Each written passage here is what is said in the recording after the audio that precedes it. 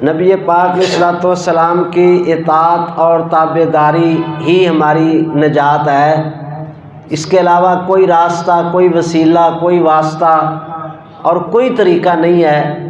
اگر آپ دنیا اور آخرت میں کامیابی چاہتے ہیں تو منہج ایک ہی ہے، راستہ ایک ہی ہے، طریقہ ایک ہی ہے، اور وہ طریقہ ہے کہ اللہ اور اس کے رسول کی بات کو مانا جائے۔ نبی پاک علیہ السلام کی سیرت جو اس کائنات میں اللہ تبارک و تعالیٰ نے ہمارے لیے اسوہ حسنہ بنائی ہے، اس کا ہر پہلو جو ہے وہ ہمارے لیے قابل اتباع ہے۔ صرف ہم نے یہ سمجھ لیا ہے کہ صرف نماز پڑھنا یا پھر پاؤں کے ساتھ پاؤں ملانا یا رفع الیدین کرنا یا آمین کہنا یہی اتباع رسول ہے، جبکہ ہر لمحے اور ہر جو ہے وہ عمل کے اندر جب تک ہم نبی پاک علیہ السلام کی تابعداری نہیں کرتے ہم دنیا اور آخرت میں کامیاب نہیں ہو سکتے۔ نبی پاک علیہ الصلوۃ والسلام پر ایمان لانا اور آپ کی بات کو ماننا یہ ایمان کی تکمیل ہے۔ ایمان لانا کلمہ توحید کے ساتھ، اور اس ایمان کی تکمیل کرنا آپ کی سیرت کے اوپر عمل کرتے ہوئے۔ انسان کے ایمان کی تکمیل ہو ہی نہیں سکتی جب تک وہ نبی پاک علیہ السلام کی سیرت کے اوپر عمل نہیں کرتا۔ تو نبی پاک علیہ السلام کی سیرت کے حوالے سے آج جو میں نے بات عرض کرنی ہے، نبی پاک علیہ الصلوۃ والسلام آپ نے ارشاد فرمایا من احب للہ و ابغض للہ و اطاع للہ و منع للہ فقد استکمل الایمان، کہ جس نے اللہ کے لیے محبت کی، جس نے اللہ کے لیے نفرت کی، جس نے اللہ کے لیے دیا، جس نے اللہ کے لیے روکا، گویا کہ اس بندے نے اپنے ایمان کو مکمل کر لیا ہے۔ اللہ اکبر کبیرہ۔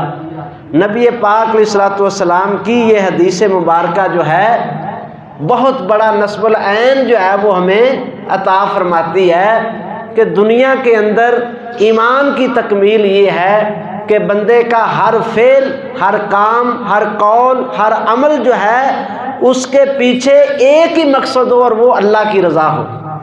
وہ کسی سے لڑ رہا ہے تو اس لیے کہ اللہ کی رضا مقصود ہے، وہ کسی کے ساتھ محبت کر رہا ہے تو اس لیے نہیں کہ اس کے ساتھ مطلب ہے، اس کے ساتھ دنیا کا کوئی فائدہ ہے، اس لیے نہیں کہ وہ میرا سینئر ہے، وہ مجھ سے عہدے میں بڑا ہے، اس لیے نہیں کہ مجھے اس سے ذاتی مفاد ہے۔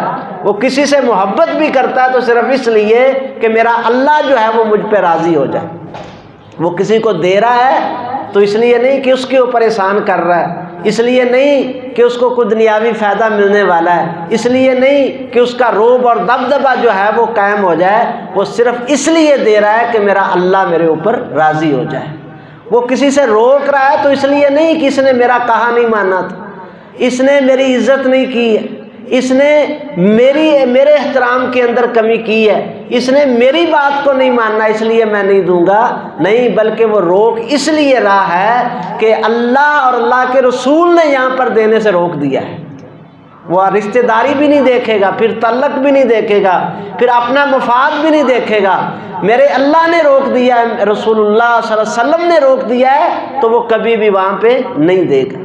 جس کے ایمان کی یہ حالت ہو جائے، اس کی محبت اللہ کے لیے، اس کی نفرت اللہ کے لیے، اس کا دینا اللہ کے لیے، اس کا روکنا اللہ کے لیے، فقد استکمل الایمان، فرمایا پھر گارنٹی لے لیجئے کہ یہ صرف مومن نہیں ہے بلکہ کامل مومن اللہ نے اس کو بنا دیا ہے۔ کامل ایمان کا درجہ اللہ تعالیٰ نے اس مومن کو عطا کر دیا ہے، جس کی ساری زندگی جو ہے وہ صرف اور صرف اس لیے ہے کہ اللہ اور اس کے رسول جو ہے وہ مجھ سے راضی ہو جائے۔ اس کا ہر عمل، اس کا ہر فعل نہ رشتہ داری کے لیے، نہ قبیلے برادری کے لیے، نہ تعلق کے لیے، نہ کسی دنیا کے مفاد کے لیے، اس کا سارے کا سارا زندگی گزارنا یہ ہے کہ اس کا اللہ جو ہے اور اس کے رسول جو ہیں وہ میرے اوپر جو ہے وہ راضی ہو جائیں۔ اللہ اکبر کبیرہ۔ نبی پاک علیہ الصلوۃ والسلام کی ذات ہمارے لیے کامل نمونہ ہے۔ نبی پاک علیہ السلام کی سیرت طیبہ بیان کرتے ہوئے امام ترمذی رحمہ اللہ نے شمائل کے اندر حضرت عائشہ رضی اللہ تعالی عنہ سے روایت نقل کی ہے۔ ارشاد فرماتی ہیں نبی پاک علیہ السلام ما کان رسول اللہ صلی اللہ علیہ وسلم منتصرا مظلمۃ ظلمها قط، نبی پاک علیہ السلام کے اوپر جس کسی نے بھی جتنا بڑا بھی ظلم کیا ہے آپ نے کبھی اس سے انتقام نہیں لیا۔ اللہ اکبر کبیر۔ یہ نبی پاک علیہ السلام کی سیرت حضرت عائشہ رضی اللہ تعالیٰ عنہ بیان کرتی ہیں کہ نبی پاک علیہ السلام کے اوپر کبھی کسی نے کتنا بڑا بھی ظلم کیوں نہیں کیا ہے، آپ نے قطو یعنی تاکید کے لیے ہے کہ پوری زندگی میں سے ایک موقع بھی ایسا نہیں ہے کہ کسی نے آپ کی ذات پر ظلم کیا اور آپ نے اس کا انتقام اس سے لیا۔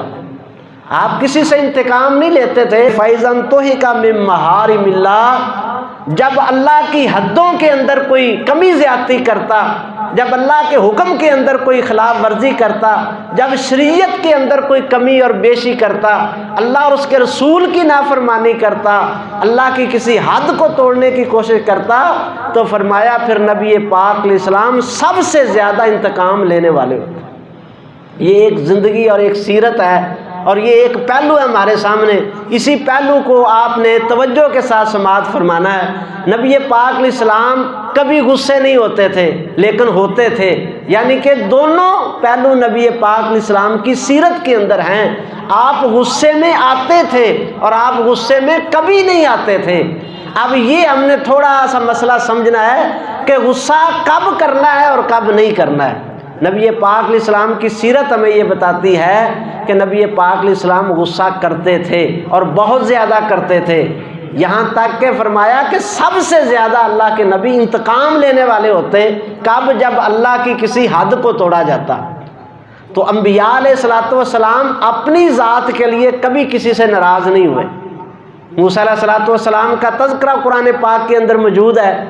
نبی پاک اللہ تعالیٰ نے ارشاد فرمایا کہ جب اللہ تعالیٰ نے ان کو 40 راتوں کے لیے کوہ طور کے اوپر بلایا اور تورات جو ہے آپ کو عطا کرنی تھی، واپس آئے تو دیکھا قوم جو ہے وہ شرک کے اندر مبتلا ہو گئی۔ اللہ اکبر۔ موسیٰ علیہ السلام شدید غصے کے اندر آئے یہ دیکھ کر کہ اتنا بڑا ظلم کر دیا تم نے، میرے بعد تم اللہ کے ساتھ شرک کرنے لگے، اس بچڑے کو تم نے معبود بنا لیا ہے۔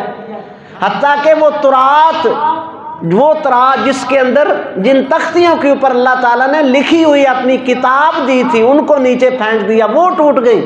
اتنا غصہ آیا، اپنے بھائی ہارون کی داڑھی کو پکڑ لیا، نوچنے لگے کہ تم نے یہ کیا کیا؟ کہا میں نے تو اس لیے جو ہے وہ کچھ نہیں کیا کہ کہیں آپ آ کر یہ نہ کہیں کہ تم نے بنی اسرائیل کے اندر تفرقہ ڈال دیا۔ یعنی کہ یہ غصہ ہونا موسیٰ علیہ السلام کا اپنی ذات کے لیے نہیں تھا، اللہ کی توحید کے لیے تھا۔ یہ عین ایمان اور غیرت ایمانی کا تقاضا ہے۔ جو بندہ اللہ کی حدود پامال ہو رہی ہوں، اس کی آنکھوں کے سامنے شرک ہو رہا ہو اور وہ اس کے ساتھ جو ہے اس کی طبیعت میں کوئی ہلچل نہ مچے اور کوئی اس کے اندر جذبہ پیدا نہ ہو، تو سمجھ لو کہ ایمانی غیرت جو ہے وہ ختم ہو چکی۔ یہ تو ایک غیرت ہے، اس سے زیادہ غیرت مسلمان کو کب آ سکتی ہے کہ اللہ کی توحید کے اندر اس کے سامنے جو ہے وہ شرک کیا جا رہا۔ نبی پاک علیہ السلام کے صحابی بیان کرتے ہیں اللہ کے پیارے حبیب مسجد کے اندر تشریف لائے، مسجد میں کچھ لوگ بیٹھے ہوئے تھے، اذان ہو چکی تھی، جماعت کا وقت ہو چکا تھا اور کچھ لوگ مسجد میں بیٹھے ہوئے تھے۔ نبی پاک علیہ السلام نے ان کو دیکھا، اللہ اکبر کبیرہ، اور دیکھنے کے بعد صحابی رسول فرماتے ہیں فرناس فغضب الیوم غضبا ما رأینا مثلہ غضبا قط۔ نبی پاک علیہ السلام نے جب اپنے صحابہ کو دیکھا اس قدر شدید غصے میں آئے، اتنے شدید غصے میں آئے کہ اس سے پہلے ہم نے کبھی اتنا غصہ نہیں دیکھا۔ کس بات پہ غصہ تھا نبی پاک علیہ السلام کو؟ آپ نے صحابہ کو دیکھا، پھر آپ نے یہ ارشاد فرمایا، غصے کی وجہ بھی بیان فرما دی۔ فرمایا میرا دل کرتا ہے کہ میں کسی بندے کو مصلی امامت پہ کھڑا کر دوں اور میں مدینے کی گلیوں بازاروں کے اندر جاؤں اور جو نوجوان مسلمان مرد بغیر کسی شرعی عذر کے بیمار نہیں ہے، کوئی تکلیف نہیں ہے اس کو، وہ اپنے گھر کے اندر موجود ہے، فغضب غضبا شدیدا، اللہ کے محبوب اس قدر غصے میں آئے، اتنے غصے میں آئے، فرمایا میرا دل کرتا ہے میں ان گھروں کو آگ لگا کر جلا دوں، جن گھروں میں نوجوان پڑے ہوئے ہیں اور وہ نماز کے لیے نہیں آئے۔ یہ اللہ کی حد کی پامالی ہے۔ ایک نوجوان مومن کلمہ پڑھنے والا اذان سنتا ہے، گھر کے اندر بیٹھا ہوا ہے، فرمایا اس گھر کو صفحہ ہستی سے مٹا دینا ہے، اس گھر کے اندر کوئی خیر نہیں ہے جس گھر کے نوجوان مرد و عورت جو ہیں وہ اللہ تعالیٰ کو سجدہ نہیں کرتے، مرد مسجد میں نہیں آتے، عورتیں گھر کے اندر نماز نہیں پڑھتے، کوئی خیر نہیں ہے اس گھر کے اندر۔ اللہ اکبر کبیرہ۔ اب ہم دیکھیں، ذرا غور کریں، ہمارے گھروں کی کیا حالت ہے، ہماری اپنی کیا حالت ہے۔ کیا ہم دکان مکان کوٹھی بنگلہ اپنی جگہ چھوڑتے ہیں اذان سن کر؟ کیا کوئی ارتعاش پیدا ہوتی ہے، کوئی دل کے اندر تمنا آتی ہے، دل کے اندر ایمان جاگتا ہے کہ میرے اللہ نے مجھے بلایا ہے؟ کوئی ڈی سی او بلا لے، کوئی اے سی او بلا لے، کوئی وزیر اعلیٰ بلا لے کسی کو، ہاں جی، کسی محکمے کا کوئی بندہ، کوئی افسر اس کو بلا لے اپنے محکمے کا، اس کی کیسی حالت ہوتی ہے آپ ذرا غور کریں۔ تو اللہ احکم الحاکمین بلا رہا ہو اپنے گھر میں اور بندہ جو ہے وہ نہ آئے، پھر نبی پاک علیہ السلام فرماتے ہیں ایسے گھر کو آگ لگا کے جلانے کو دل کرتا ہے۔ اور آپ نے فرمایا میں ایسا کر دیتا، اگر گھروں میں بچے اور عورتیں نہ ہوتی تو میں ایسا کر دیتا۔ اللہ اکبر کبیرہ۔ یہ نبی پاک علیہ السلام کا غصہ، آپ کا غصے ہونا کس بات پر ہے؟ اللہ تعالیٰ کی نافرمانی کے اوپر۔ تو ایک غیرت مند مسلمان غصے ہوتا ہے۔ ہمیں بھی سوچنا چاہیے، فکر کرنی چاہیے۔ ہم اپنے ملازم سے ناراض ہوتے ہیں، اس نے میرا کہا نہیں مانا، اس کو دکان سے فارغ کر دو۔ ہم اپنے بیٹے سے ناراض ہوتے ہیں کہ یہ آج سکول نہیں گیا، اس کے اوپر ناراضگی ہے، سکول کا کام نہیں کیا، ماسٹر کا فون آیا تھا جی صحیح پڑھتا نہیں ہے، اس کے اوپر ناراضگی ہوتی ہے۔ لیکن کبھی مسلمان کو یہ بھی سوچنا چاہیے کہ یہ نماز نہیں پڑھتا، یہ قرآن نہیں پڑھا ہوا، اس کو ناظرہ بھی نہیں آتا، اس کے اوپر بھی تو غصہ آنا چاہیے۔ غیرت ایمانی کا تقاضا یہ ہے کہ مومن اللہ کے معاملے میں سب سے زیادہ غصے میں آنے والا ہو۔ اللہ اکبر کبیرہ۔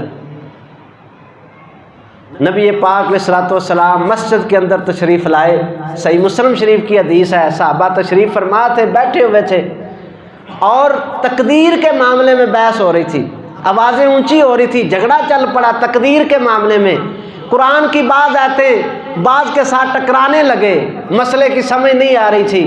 نبی پاک علیہ السلام مسجد میں تشریف لائے، جب ان کی باتیں سنی آپ نے فرمایا بما ارسلتم ابی ھذا امرتم، کیا اللہ نے تمہیں یہ حکم دیا ہے کہ اللہ نے یہ دے کر تمہیں بھیجا کہ تم آپس میں جھگڑا کرتے رہو؟ تقدیر کے معاملے میں اللہ نے تمہیں خاموش رہنے کا حکم دیا ہے، تقدیر کے مسئلے میں بحث مت کرو، اللہ نے تو یہ حکم دیا ہے، اللہ نے حکم تمہیں یہ دیا ہے کہ تم نماز پڑھو، تم روزہ رکھو، تم میرے حکموں کو مانو، تم تقدیر کے معاملے میں جھگڑا کر رہے ہو۔ فَعَزَمْتُ أَلَّا تَفْعَلُوا بَعْدَ هَذَا، فرمایا میں آج تمہیں پوری سختی سے منع کر رہا ہوں، آج کے بعد تقدیر کے معاملے میں بحث نہیں کرنی تم۔ اللہ اکبر کبیر۔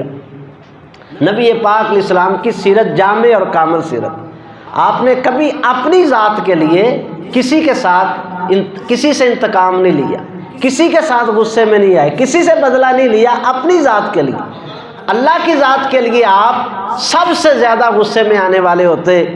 یہ نبی پاک علیہ الصلوۃ والسلام کی سیرت ہے ہمارے سامنے۔